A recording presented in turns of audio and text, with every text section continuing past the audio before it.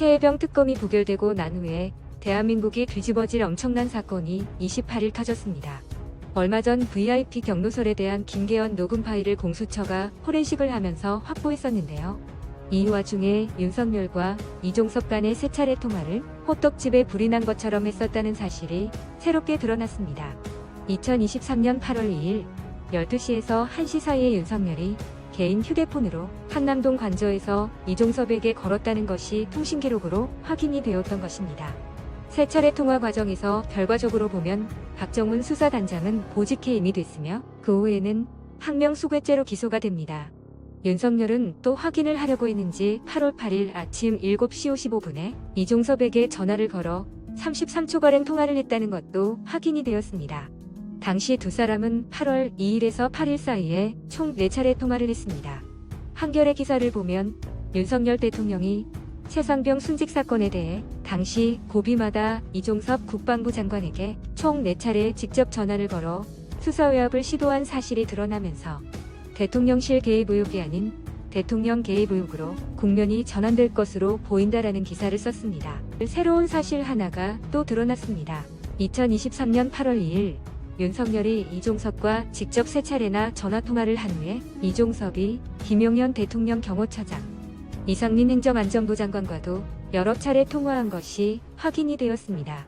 지금쯤 윤석열은 사방팔방 전화기 돌리면서 머리를 굴리고 짜내고 있을 것 같습니다. 수사단이 최상병 사건 수사 자료를 경찰에 넘긴 날 윤석열 대통령이 이종섭 당시 국방부 장관에게 직접 3차례나 전화를 걸었던 걸로 확인된 가운데 이후 이종섭 전 장관이 김용현 대통령 경호처장, 이상민 행정안전부 장관 등과도 여러 차례 통화한 걸로 나타났습니다. 이 전 장관이 윤 대통령과 직접 통화한 것 외에도 대통령실 내 측근이나 경찰을 지휘하는 행안부 장관과 민감한 시기에 밀접하게 소통해온 사실이 추가로 드러난 겁니다. 이 전 장관은 지난해 8월 4일부터 7일까지 나흘간 8차례에 걸쳐 김 처장과 통화하거나 문자를 주고받았습니다. 당시는 해병대 수사단이 8월 2일 경찰에 넘긴 조사 기록을 국방부가 당일 오후 회수한 뒤 처리 방향 등을 논의하던 시점입니다.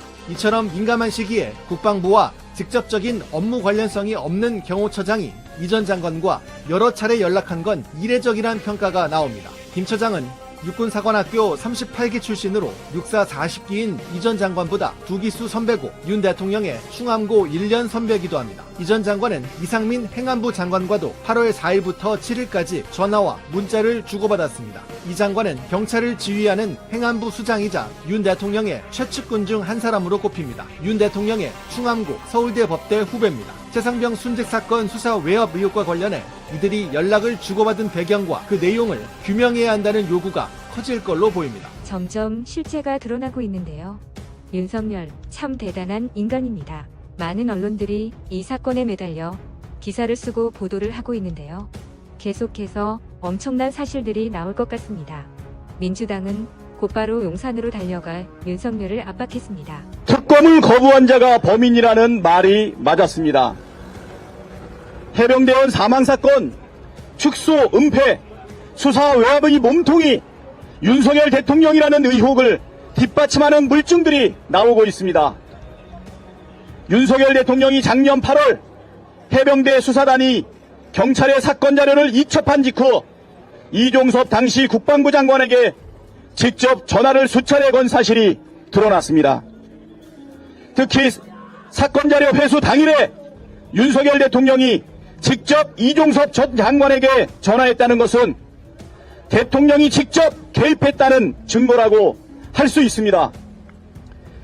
입수된 이종섭 전 장관의 통화 내역에는 윤석열 대통령 외에도 대통령실 인물들이 광범위하게 등장합니다.